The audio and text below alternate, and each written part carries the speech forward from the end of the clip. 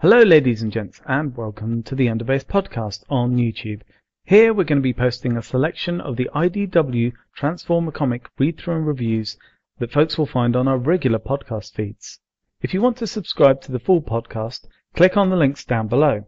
Or you can like and subscribe the vids, and we'll put up some additional shows from other IDW Transformer titles, Dreamwave, Marvel Classics, and other related series. Just to note, all our shows cover every aspect of the issue, so expect full spoilers. And with that said and done, let's get on with the show. No idea what I'm going to start off with, but considering there might be some people new coming to this who've never heard a Transformers review, I'll probably have to explain a bit of what we do. Okay. Which is hard to justify at the best of times. Just explain that all you do is talk in your sexy voice and you lull people to sleep, and then you make them dream about bad things afterwards. Otherwise known as Nicole's Night. Transmission is go. Underbase is live.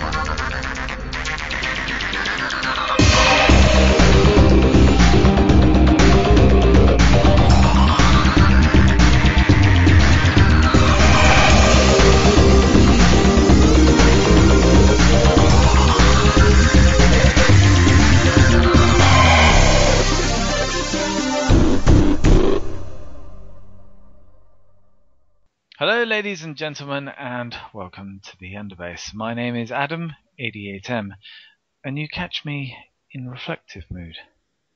It's coming up to the end of the year. It's time to reflect on life and success. Have I achieved everything I wanted? Did I turn out the way I hoped?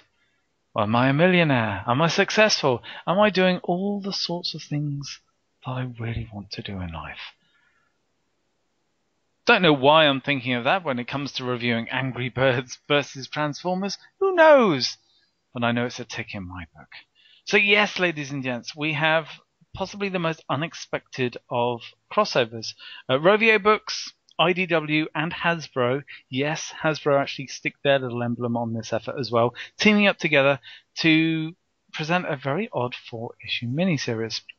Now, for you guys who are joining us, who've not seen one of our reviews before or know what we get up to, we read through a comic. Yes, we read through the whole thing. Then we discuss it, we give our points of views, and we sum it up and give it a mark. So if you've read this already, it's a chance for you maybe to hear someone else's opinion. If you've not read it and you're happy with the spoilers, then listen, see if it's worth you picking up, and hey, there are 3 issues left of this, so go out and get this if you like the sound of it. So I'm joined by 2 people whose knowledge and maturity will guide me through this perilous quest. Firstly, the thinking man's Alan Grant. It's Mr. Mikey. Ba-ba-ba-oo-ma-mow-mow. Everybody's heard about the word. Ba-ba-ba-bird, bird, bird. Bird is the word. You're like G1 Alan Grant, aren't you? Wouldn't Alan Grant be G1 Alan Grant? No, because he's still Hollywood. You're where it's at. That'd make me more Wally West. Oh, that's true, actually, yeah. Yeah, saying we're moving in swings and roundabouts. Swings and roundabouts. And I know what that means, Nicole. What? Spoiler. But I see, that's a term I've used, swings and roundabouts, that I know what it means. It's not getting down to brass tacks. I've used that my whole life. Yes, and you haven't known what it meant your whole life. It means getting down to business. Which we're No, not it doing. doesn't! For those of you who don't realise, we have our G2 April O'Neil with us. Nicole, hello. Oh, well, thank you. I think Yeah, G2 April O'Neil is Gem, isn't it? Yeah, pretty much. Yeah, pretty much. Hey, I just barely got done doing a gem review, so that's fitting. We are off with the literature classic known as Angry Birds Transformers. And yes, folks at home, I'm being a little sarcastic, but actually, this is very, very good. And it's worth you giving it a go. So it's written... Well, we already know how Adam feels about it. Bias! Spoilers! Bias! Thank you for your support. This is written... Words cannot be trusted. This is written by the mighty John Barber. Art for the first couple of pages is by the gloriously lovely Olivia Romandelli. And then from there, we've got Marcelo Ferreira and Nikos Koutis with the rest of the comic. The letters are by Chris Mowry, and the editor is David Hedgecock. We get 3 covers. The regular cover is Prime, B, and Jazz looking rather bemused as the birds and pigs go at it by Marcelo and Nikos. The subs cover is Red as Optimus Prime, and he's sort of a stride Grimlock bird, and that's Olivier's lovely colours. And the retailer incentive cover is a metallized Autobots rolling out with a few Deceptihogs and Cybertron in the background. Art by Jorge Pacheco, I believe. So, Miss Nicole, which cover floated your canoe type thing? My canoe. Well, my canoe drifted over to the subscription cover of Livio. When this, when the spoiler, what is it? The solicits came out for this, and I saw Optimus riding a giant bird. I knew I had to pick this up. I'm like, that cover is awesome, Livio. I love it. Of course, it's mocking the movie. Another reason why I love it. Come on, it's great. Is it mocking or is it tribute? It depends if you like the movie or not. No, I love it. I love this cover. It's beautiful. They are pretty long odds, it's got to be said. A movie lover listening to this podcast. Mikey, which is your favourite? I think I will go with the retailer's incentive. It's actiony, it's fun, it's got a nice cartoony style to it.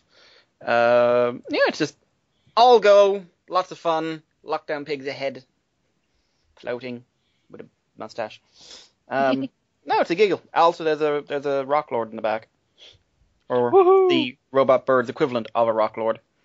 And I kind of like the idea of the Prowl birds are basically just a bike in its sidecar. Yeah. That just tickles me. Or blue streak birds or whatever they are. I'd have to admit, I think it's the retailer incentive. The Livio cover is great, and anyone who listens to the show knows I'm a big fan of Livio's artwork. But it's weird. Asking him to do this sort of style, I think, kind of keeps him from making everything grungy and dirty like he's really good at, and really going to town making everything dark and just heavily textured. This is nice, and it's certainly eye-catching, but for the target audience, I think it might struggle for people to pick it up. But then it's an incentive. The front cover, the first cover, is fun. It's certainly in your face, and it's actually got the Autobots on it, which is a good thing, because it will attract people to the comic. But as Mikey said, the third cover, the retail incentive, is fun. It's got a lot going on. It's actually got the Angry Birds kicking butt. It's got a few characters, or at least one character we've not seen yet from the Angry Birds Transformers line. And yes, Blue, or the Blues, in their motorcycle combination, do look rather fun. Also, the odd guy with a rock as a hat. Which I did not notice that before. That is awesome. He's looking slightly awkward, like he doesn't want to be there. But anyway, we start this momentous journey on the Ark, G1 style, but with a few little changes. For one, we begin with Prime monologuing over the Movieverse Allspark. It looks like the Autobots are on the run with the powerful relic, but their engines are dead and the cons are incoming. A quick look at the bridge shows us Jazz, G1, RC, G1, B, G1. Heatwave? Well, it's a smart move. Rescue Bots is big, good target audience, and they've tried to make him a little G1-esque. And he's awesome. And he's awesome. There you go. I'd forgotten to add that in.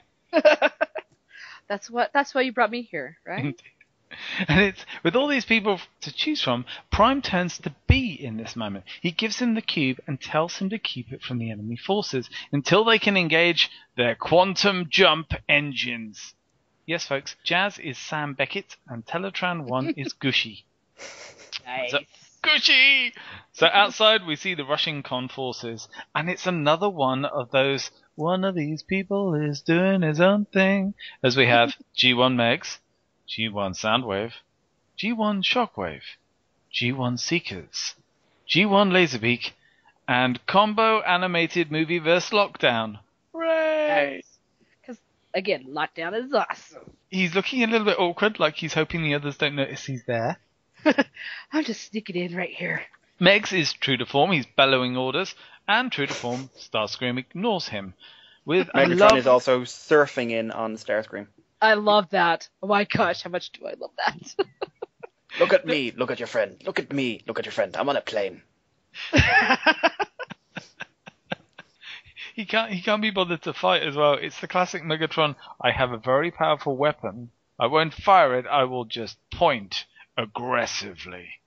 To be fair, he is pointing at the one thing that's probably going to shoot him first. But actually, I don't think, is anyone firing back? Autobot's peaceful. Ah, this is true. So, Lies. Starscream ignores Megs and charges off, Livio giving him a nice little smirk as he does. And whether it's by luck or by plan, Starscream almost manages to intercept B right as soon as he enters the ship. But whilst the rest of the bridge manage impressively to hold off the cons, Starscream first has to evade G1 Grimlock and Bayverse Drift, who kind of got lost and just ended up there. Hotshot clears out Megatron just as B is cornered by Starscream, and Prime orders the quantum engines fired up. A missed shot, a compartment decompression, Butterfingers B, a hacked off Starscream, and the Allspark is lost to the universe. Oh no!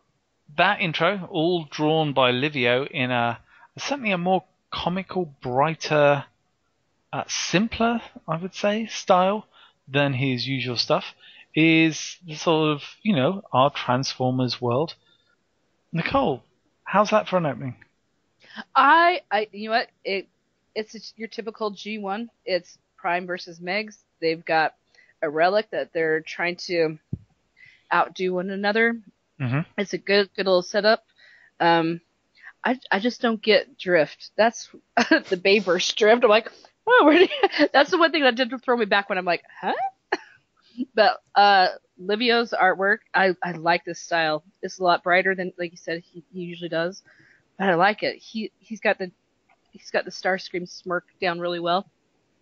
And yeah, I'm enjoying it. Like I said, Drift is the only thing that really was the what the huh? Yeah, moment. Yeah, Mikey, were you surprised when Livio was kind of announced to be on this? Yeah, I mean, to be honest, if there was one artist I would say you do not put on a comic like this, it's Livio. Yeah. And to be honest, I still kind of feel that way. He's adapted his style a bit, he's brightened everything up, and a lot less harsh angles. He's a bit more concerned with perspective here than he normally would be. Everything's moving a lot faster than would normally happen in a Livio image. The action shots in Livio's work tend to give a bit more of a sense of weight behind their movements. Yep. They're sort of slow, methodical kind of things. This is a bit more rapid, cartoony, and I'm not sure Livio was the right man for the job. As someone who, I enjoy Livio's style, he is by far the most bearable thing about certain recent comics that I mentioned before the podcast. Yes, dissension in the ranks, but I don't know. I think maybe someone more like Marcelo. I would have loved to have seen Robbie Musso on this. Then again, I would love to see Robbie Musso on anything. When was the last time we saw him? Spotlight Ramjet. That hey, far back? Robbie, hurry up! That was how many you, years Robbie. I find you. I take your Aussie picture, and then your Aussie picture for me, and then I go Stephen King on you. Oh no, your legs are broken. Well, I guess you just have to listen to me read my ultimate story. Finish the book. Finish the drawing, Robbie. Finish the drawing. By the way, if you're listening, Alex Milne, you think it's bad that you guys don't get on.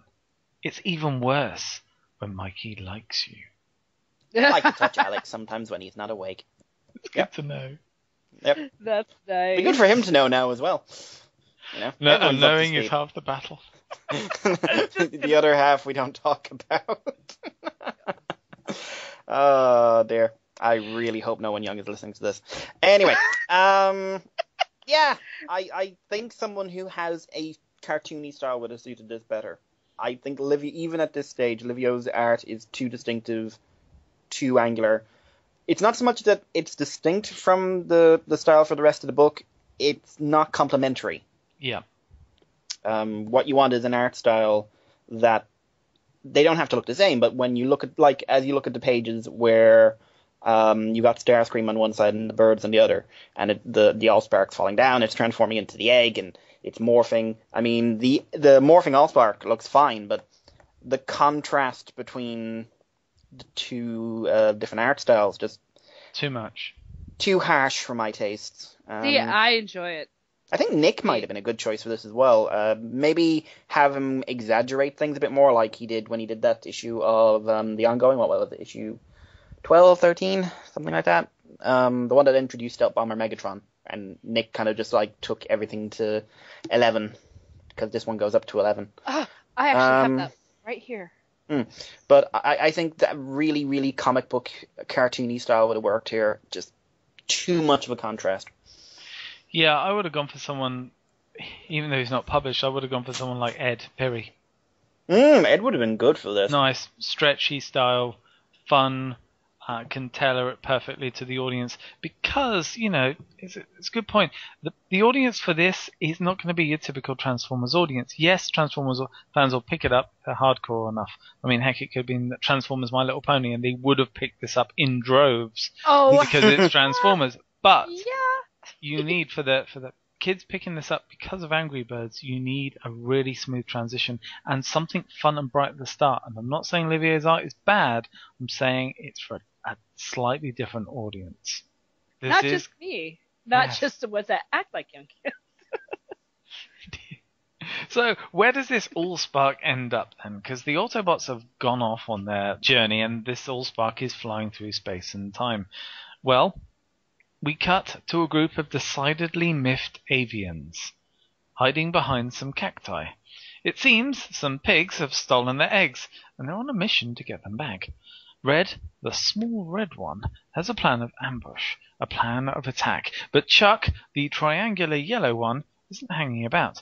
He charges forward with the rest of the Angry Birds and hits the pig structure like they'd been fired from a catapult aimed by a giant disembodied finger belonging to someone being stuck on public transport, a lunch break, or a very dull conference call. Are you speaking of yourself by any chance? I'm speaking of the target audience of Angry Birds. Because you wake up in the morning, it's a bright day, there's loads of stuff to do, the world is full of promise. Do you then go, I'm going to sit down and play Angry Birds? Or is it, I'm stuck on this bus for another 20 minutes. I'm really hacked off. The person next to me smells Angry Birds. So you take out your frustration. I do, on pigs. Birds on pigs. I'm sorry, I'm pig prejudiced. It's not good. So anyway, Chuck blasts into the main room where King Pig is, a Scooby-Doo baddie-like character who instantly orders the pigs to retreat. Clearly, King Pig has something in common with G-Mon Megatron. Sadly, Chuck's enthusiasm has left the structure rather unsafe, and the pigs sneak out just as the rest of the birds enter, just in time to be buried in rubble. The pigs aren't happy though. King Pig berates the minions carrying his throne. Foreman Pig bemoans quality material, workplace safety procedures, and efficient design. He is the Billy Edwards pig of this world. By the time the Bomb Bird blasts himself out, he's a little black cannibal bird, and Terence, the big red bird who doesn't react much to anything, out of the rubble to join his leaders, Stella, the pink bird, realizes that some of their number have already sprinted ahead. Now, completing this lightning-fast roll call of the birds, it's the small blue birds, called the Blues, that have charged off to take on the pigs themselves, though they do get some additional support, because they find a chilled toucan, Hal, busy playing a banjo. I want to know how he's playing it. With skill and grace. And in the key of G. But he's also singing. Well, he kind of reminds me of Alan Adair from the Disney Robin Hood animation. Oh, yes. I don't know. I think he had an advantage in this situation. He was a clever cock. I was going to say hands. Ah. I'm playing it with my mind. Hands Yeah. are handy. Go home. Thank you. So we have our roll call of birds, also including the orange Bubbles, who gets a line just as the attack starts. But this is a good sort of point to ask. I mean, Mikey, do you actually play Angry Birds? Do you recognise these guys? Never. And to be honest, I suspect, from what I've seen, I've watched people play it. Yep. I don't think you recognize Angry Birds. You see designs and you go, that's a design for a bird I threw at something, that's a design for a bird I threw at something. They're not known for personality. So, I mean, I think if I showed this to the guys I know who play Angry Birds, they'd go, I saw him in the game, and then they'd move on. And then I'd ask, well, what does Hal do? And Hal makes it easier to knock stuff over from a long distance. But Terrence blows up. Kind of the nature of Angry Birds actually kind of, I feel, worked against the comic a bit in this regard, because you've got, how many are in here? 1, 2, 3, 4, 5, 6, 7, 8, 9, 10 birds, and 1, 2, 3, 4, 5, 6, 7, 8, 9, 10 pigs, thereabouts, and not exactly showing you, even in one-liners, who everyone is. Maybe that Chuck don't take time for your plan, and Terrence explodes, and Hal is a musical guy who don't care until someone tells him to. Also, very sinister start for someone who doesn't know Angry Birds. Hello, I've kidnapped your children and I'm going to eat them. It gets worse. Nicole, are you familiar with these characters, or just these appearances? I have, unlike Mikey, I have never played Angry Birds either, but I have watched the cartoon. There's a There cartoon. was a cartoon. There is a cartoon of these, and you know what? They've got the appearances down fairly well, just from like taking it from the cartoon to the comic book page. So there's not a whole lot of talking in the cartoon, so it's very chatty from what I'm used to. So I know that. No, I realise that there's a whole world of small animations, and there's other crossovers, and there's multiple games, and from the sounds of it, there does appear to be an entire world for these characters. So although we're seeing it, the uninitiated, we're seeing, I saw them on the screen and now they're on a comic. It's probably similar to them going, well, yeah, there's the Michael Bay movies, but who are these other people? Holy. yeah, There's 2 cartoon series and a movie on the way. Dun dun dun. Probably directed by Michael Bay. This will be your $100 million opening movie next year. but Looking from forward to what I understand too, though, the comic it's very popular with the young kids as well. So The young people. the young readers. Please don't say that with so much distaste. Oh no, I love the young readers. It wasn't you I was talking to. Oh, you're The young readers. The young other people. those young people. Stop it. Offspring are stinky, aren't they? Anyway, Okay. before we lose the last of our younger listeners, You disappoint me in everything you do, just so you know. Oh, Michael! And I don't notice you when I walk through the street because you are smaller than me. And I love you, and I want to play with your toys. There you go. Please lock your door immediately. I'm amazed any of our listeners will ever leave their houses now. Let me come round and play with your toys. Because either you'd be haunted by Mikey ignoring them and stepping on them, or me who wants to take their stuff. The scariest thing about this next section is we've talked about, Livio's style is a little bit adult, and some of the stuff, especially around the birds, is creepy, a little bit odd. But we're back with the pigs now as they've escaped. It's a mix of sort of Monty Python Holy Grail as I the love it. pigs argue amongst themselves. King Pig, Chef Pig, apologies to our French listeners, and Corporal Pig all bicker amongst themselves until they stumble across the Allspark, now all kind of egg-shaped. And there's lots of character. Now, John is clearly having a blast going over the top with King Pig, and he's the king trying to take credit for this pure piece of luck. And to prove the sarcastic chef wrong, the king assumes the smoking all egg spark may have enough heat to cook the eggs that he's managed to run away with. And although he's not really that hungry, he's hungry because he's vengefully hungry, which is good. It's like using a McMuffin to beat a hangover into submission. And they decide to test this little heat theory by throwing a minion. Small round piggies holding the king's throne up throw a minion into the relic. And in that moment, he is transformed. Where there once was a green oval pig without limbs, yes, that's apparently a thing, now stands a mighty robot, limbs and all, much to the disgust of the other pigs. That's not all, though. He can fire lasers, and it seems he can change his form into a mighty Jack-in-the-Box. That was awesome. I love this. Not so great. Second try around, a few nods to the G1 Seeker transformation there, and he's a jet, announcing he is Starscream Pig, and so empowered that he will only come back when pigs fly. Love it. Love it.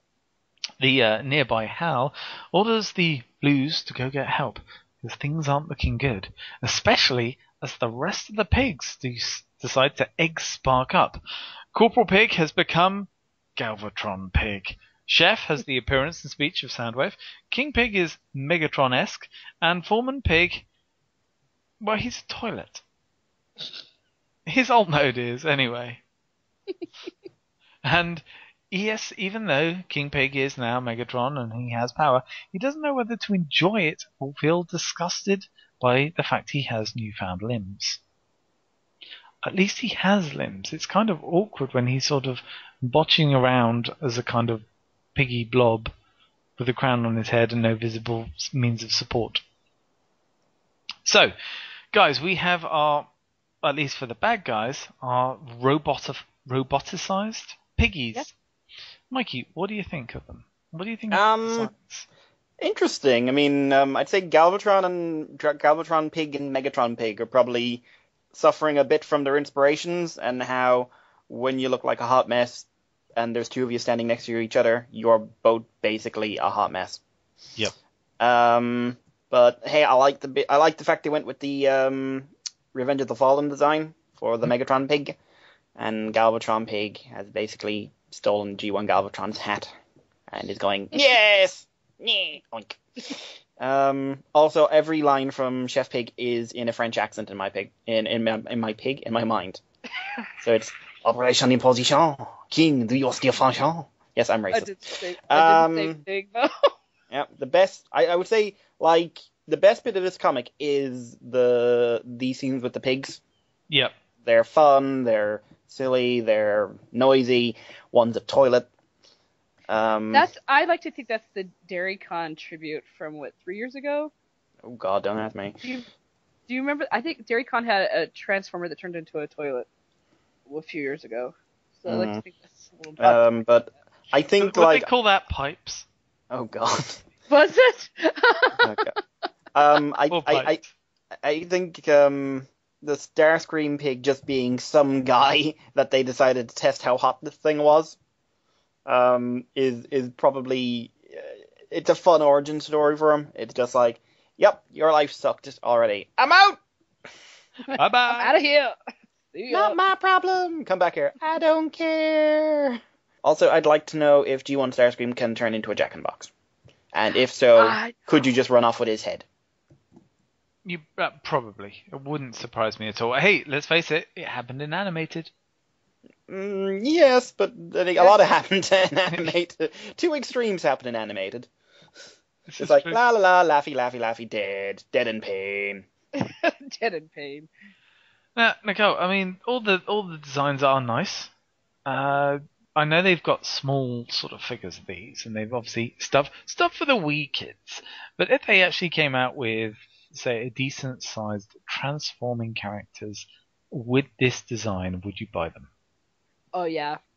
Oh yeah. Including the toilet. I would, because I like crazy, unusual stuff, and for some reason, I like to spend my hard-earned money and not save it. So that yeah, those two figures are gonna go well together. Yeah, I'd still buy this. I've bought worse things.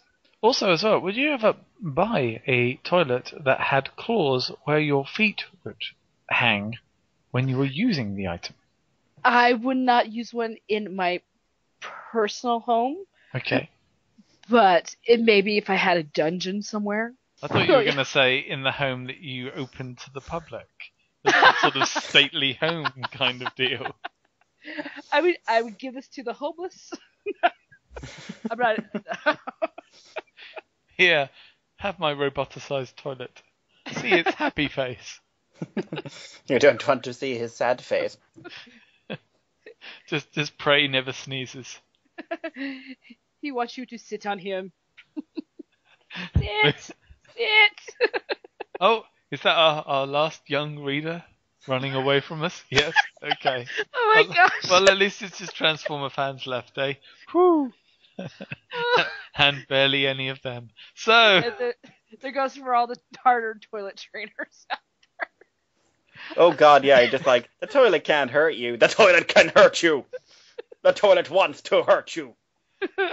It's toilet. Look who's talking too. Look at me. Look at me and tremble. Flush. Right, so, whilst the cons are blissfully unaware of the sarcasm that it's prompting on a podcast, the main bird force from the shack is closing in on the advanced party, already warned by the strange goings-on. Chuck, again, zooms off too quickly. He's so quick he doesn't even stop when Hal tries to warn him away, and his speed, his force, takes both of them over the heads of the Deceptihogs and slap bang into the Allspark. Chuck instantly becomes Bumblebee Bird, soon to be warming a shelf near you, and Hal becomes a rather interesting-looking Grimlock.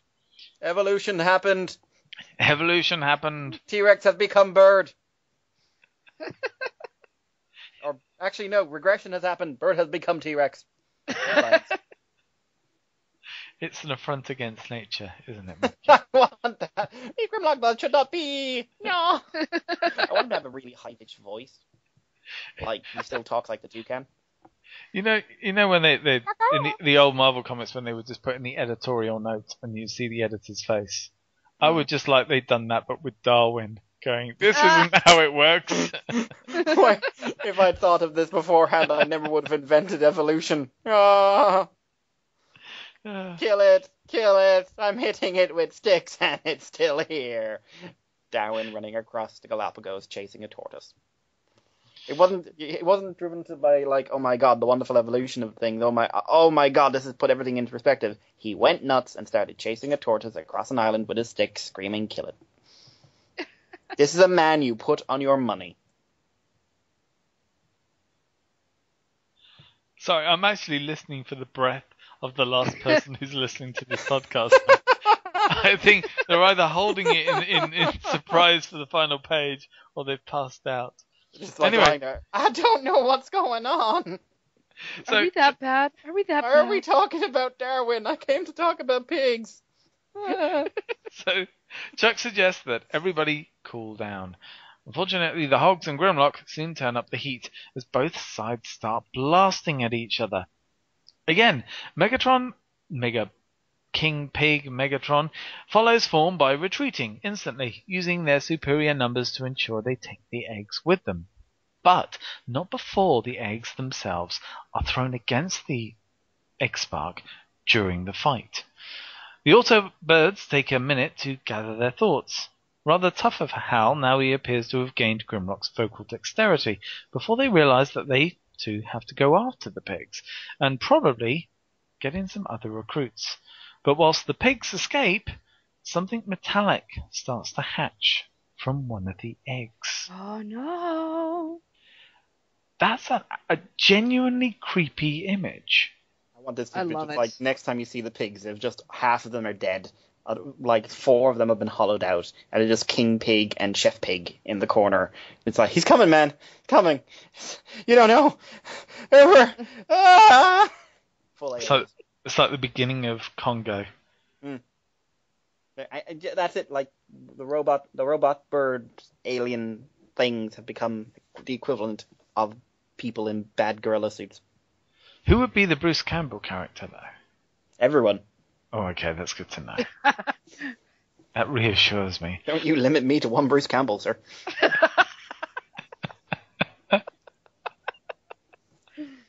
So, we reached the end. To be continued in Age of Extinction. Or Love it. Overhard. Nicole, what did you think? I think this is really a delightful comic. Yeah, I mean, if you come into a comic called Angry Birds Transformers and you're expecting something from James or John, you're in for a world of hurt. It's called Angry Birds Transformers. You know what? It has a really good setup. It tells you, gives you what's going on, and it leaves you with a really good ending, a little good suspense, like what's going to happen next? What's this little guy going to turn into? Well, if you see the solicits for the next, kind of get what it turns into. But hey, you know what? I enjoyed it. I enjoyed it a lot. Is it perfect? No, but it's awesome, and I love it. It's really fun. It's one of those ones that if you have a bad day, you just read it, and in 10 minutes, you're laughing. You're enjoying something. Yeah, I enjoyed it a lot. Mikey, this was written by Mr. John Barber.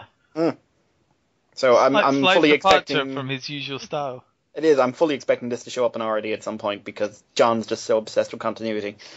Just like halfway through. And then there was a time I dropped the Allspark. We have an Allspark? Yes, we have an Allspark. Have you ever seen a pig? Yeah. I saw one with no arms.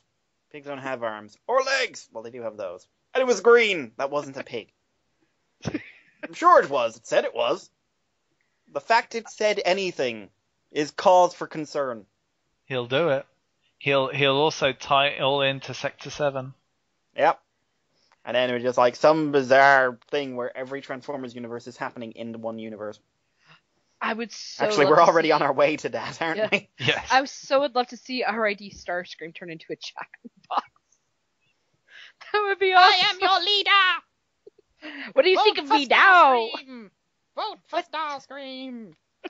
I gotta say that the writing of the pigs, especially the King Pig, is brilliant. There's so much character in it. It's difficult when you, especially as a Transformer fan, you know, someone goes, Transformers, okay, cool. Oh, and Angry Birds. And your first response is to kind of be, especially since, you know, we've seen crossovers in the past. A couple have worked, and a couple have been sort of exactly. And yeah, this is doing a really good job. I'm surprised actually that IDW didn't take the step. I know there's the game out, but I'm surprised that this wasn't maybe rolled out to other things as well. Angry Birds Turtles. Like Angry Birds Doctor Who. The next event book. Yeah. But it's fun. It's got a good potential story. You know, if you've played the game and it's massively popular, and I have to admit, I picked it up a couple of weeks ago, and yeah, I have a play every so often, and it's tying into what happens there really nicely, giving you an extra little bit of background. But Mikey, they've given us this spread, and John's, you know, given us these characters, but how does the sort of the latter 2/3 of the book look to you? Because let's face it, we have been spoilt by some amazing artists. I mean, if I'm being hyper critical, it's not up to the level we're seeing these days. I would say this is kind of like if Sonic the Comic was suddenly being drawn by the Archie Comics artists. Yeah. Or vice versa. Same kind of, the coloring and everything else. It's got that sort of mid-90s magazine comic vibe to it, and that's not meant as a criticism. Yeah. It's just the lighting and the shading, the character models and whatnot. I think the art's done very well. I think I don't know if someone told me that if Marcelo Ferreira, someone told me he was doing Transformers, like I would be cautious Yeah. I'd want to see how he did with like a spotlight. But you gotta On the other understand, hand, this is he's for not. younger readers, though. Well, yeah, but art's art. I mean, that is just like Well, some I'm just people like can you're draw not gonna, Transformers, you're not some gonna do the can't. same art for older people than you do for kids Maybe you because did. they have different Yeah, stimulations but and that so was kind of my point earlier on. Livio did. He lightened the coloring up a bit, and he sort of changed some of the harshness of the angle, but he pretty much did what Livio does. From here, I think this is fine for this kind of comic book. So yeah, I don't know if I'd say Marcelo draw everything I've ever read, but on the other hand, you certainly are very capable within this sort of ballpark. I'm actually going to be curious and look up some of his other stuff, see if this is yeah. sort of the standard style he goes with, or if he has something else he likes to put out there. But no, I'm not. I don't think the art is really deserving of any real criticism. It does nothing wrong. Cool. Nice colors, I will say, throughout the book. Yeah, colors really nicely done. Lots. I mean, it's obviously very, very bright. Lots of fun in there. All sorts of. And this is it as well, Nicole. You know, this is going to change because we've been dealing with the birds and their sort of style, and now from now on, it's mostly going to be large bots scrapping. So how do you? Yeah, I was going to say, are you kind of looking forward to how this is going to develop? I'm interested in how everything is going to turn together. I'm just excited to see where it's going. You know, I like seeing robots, get in fights. That's one of the reasons why I like the comics. Big bots fighting, and just to see how it's going to tie in with the rest of the video game. I'm looking forward to that. I'm excited to learn more about the birds, their character development. I want to see more of Grimlock Bird. I like him. I want a toy of him. I want Grimlock Bird. He looks cool. So technically, we've not even had the main stars of the birds yet. We've only seen two of them. So, and yeah, Red is, I think, the main guy in the game. So, but also as well, there's Terrence, who could be hilarious when he gets transformed. Yeah, and he's Heatwave. It looks like he's special. And in the game, that he is both Heatwave, but he is also as well. I've got to go play this game before our next review. He's Sentinel Prime. Oh, really? Yes, and there's a red version of Ultra Magnus as well. The one I'm really intrigued by, though, is what happens when we get our RC bot. Because it's been a bit of a bone of consternation that poor old RC once again does not get the love.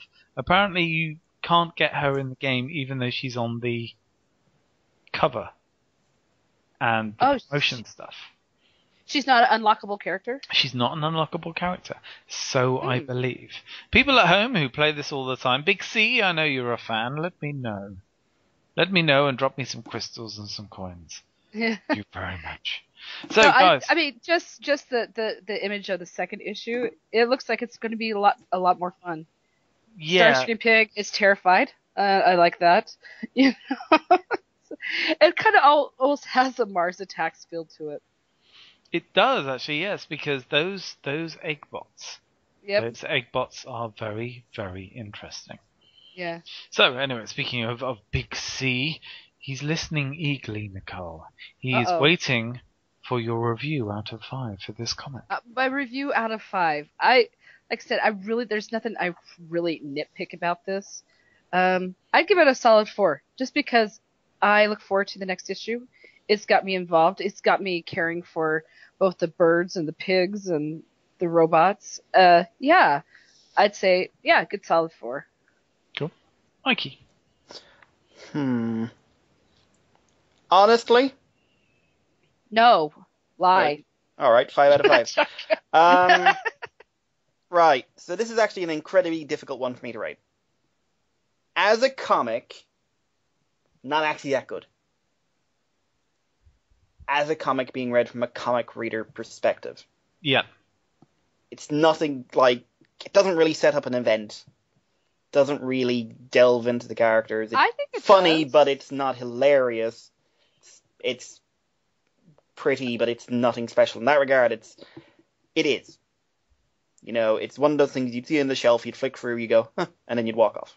Mm-hmm. But I have never read something so aware of its target audience. Yep. It is this way because John is very, very carefully aiming this book. It's not meant for a 20-something-year-old comic reader. It's not meant for a teenage comic reader. It's meant for someone like 5 to 10, I'd say, would be the perfect age group for this book. Which makes it very difficult for me to rate, because it's like asking me to rate Rescue Bots.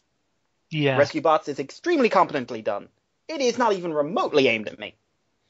I love It's you know, Rescue Bots is so well done. It's so well written. Rescue Bots is like not even remotely supposed to be judged by someone who judges things the way I judge it. So I mean, like, if gun to my head, if I had to go like rate this against other comic books, because I don't really read this age group's comic books, it would be a 2 maybe. Yeah. Because it's not bad, it's not good. It's like on comic standards, not average. But it's so competently done for the age group it's aimed at. You'd give it a 3 or a 4. So I'm just going to say like 2.5. It is in the middle of normal. But if you're getting this for yourself and you think this is going to be a great read, you're in for a shock. If you're getting this because you have a child you think would really, really enjoy this kind of story, they're going to love it. It's fun, it's pretty, it's got robots, it's got birds, I will say that the pigs are hilarious. It's very, very aware of its target audience, and I find that very interesting in these days, because usually things either, you know, most kids' movies these days always try to throw something in there for the adults. Mm-hmm. This doesn't. It's not talking down to kids. It's saying, like, this is your book. Pick me up, enjoy me, go buy my game. Cool. Comixology is doing this. Buy your comic, get a copy you can share for other people to introduce them to things, and then recommend it. If people happen to have like the legally downloaded PDFs of Comixology for a bunch of kids' comics, you can send them to me in the next month, and I will read them for the next one, and I will, like, say, compared to Sonic 5-year-olds or whatever it is, this is amazing, this is terrible. But I've got, Does that at the mean you'll moment, read ponies? not a Does that mean chance you'll in read hell. ponies? That's also I- the same age book, though. Yes, but I don't like ponies. That's very, very You heavily just tested. said- you just We've tested said this so. for years. You That's just you. said young reader books. You just said. Yes, but you can say young reader books. That doesn't mean you're going to send me Tiny Tim Climbs the Hill. Look at Tiny Tim Climb the Hill. Well, you said young readers book. That means all young reader books. By Would the you way, like to go I to the potty? don't want to annoy you guys, but thank you so much. I've actually managed to record the entirety of the Transformers G.I. Joe podcast during your summing up. So I'm now just editing I it now. was going to let it go. She made this a thing. And I had Chris McFeely on it. She made this a thing. She made this a thing. No, because you're saying you're judging against other comic books. Yeah, and that... Yes! Right, are we done? The comic book! Okay, Are we done, both of you? I will fight we're you with a agreeing. straight We're woman. just. My bit now. No one cares about your bit. This Yes, is about mine. me. It's getting a 3.5 from me. It's getting a 3.5. It would have gotten more. I found it very uplifting. I enjoyed the silliness of the pigs. I like the idea, the way it's laid out. I think it does a really good job of aping the comics that I read to members of my family. You know, I know, let's face it, I'm the guy who can read stories, so I end up looking at a lot of these types of things. And yeah, this would definitely get folks involved. I think in terms of its target audience, you both have a point here, because it is very good at its target audience and it is really focused towards it. My problem is the forward, Livio stuff. If all of this had been in a bright, powerful, punchy style, then great. Kids would have lapped this up, and from start to finish. But if you show kids the first couple of pages, they are not going to be as in tuned as Transformers fans will be, but Transformer fans then a couple of pages in, if they just like their Transformers, and let's face it, they don't want to read about Angry Birds, then I don't think it's working with either style in the comic. Sorry, with both styles in the comic. So, issue 2 is going to be set in this universe. Issue 2 is going to be all robots, probably for the whole issue. So I think it's going to do a lot better because it will at least have its one tone throughout the issue. Just very interesting to see who picks this up, who's interested in it, and also as well how the characters develop.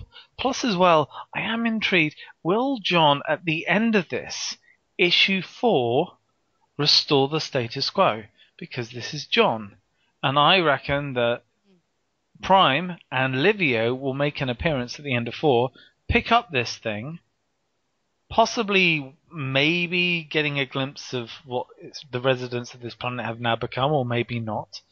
And then, yeah, they carry on their way, and this planet remains as it is. So it'll be interesting to see. But from my point of view, I can get the way it's designed and the way it's laid out. I don't have a problem with a comic being designed for kids and me trying to read it, because I then pick out other things. And John has kind of put in some things for adults as much as he can. It's a very nice balancing act. And next issue, I'm really intrigued with these Eggbots because I know what they're like in the game. So therefore, it's definitely going to be a little bit more of an interesting mix. But there we go.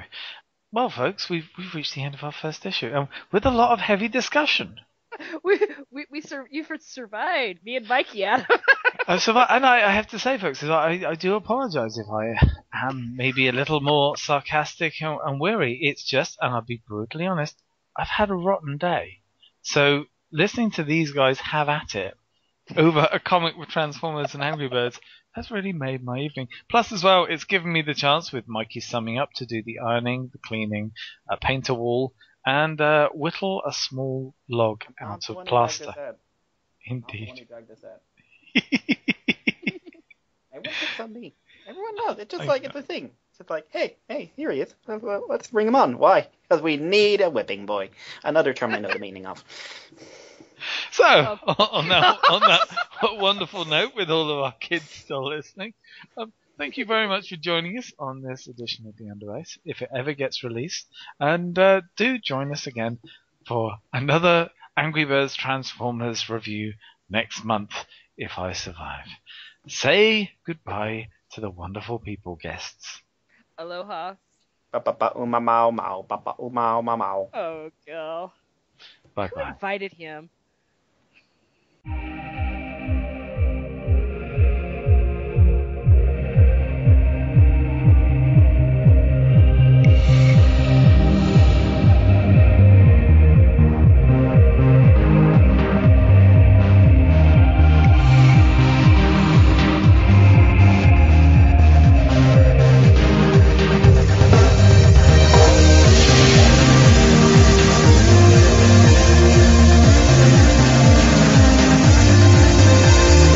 Underbase complete. Cease transmission.